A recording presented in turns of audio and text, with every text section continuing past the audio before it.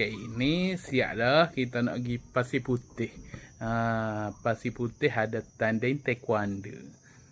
Jadi gak kita pergi ni nak tengok budak tanding. Bukan jadi gapo-gapo, cuma pergi tengok aja. Moga budak kita pun tinggal 2 sekolah aja. Budak kita budak baru.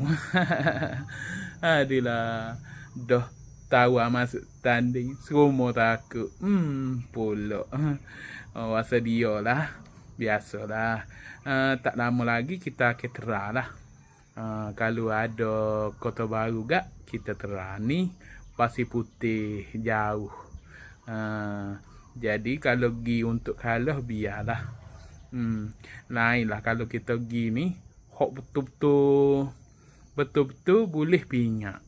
Tak apa jauh sikit pun.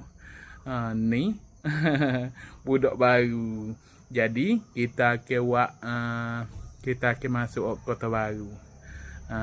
Jadi tak jauh lah kalau kota baru. Kalau budak baru pun tak apalah masuk.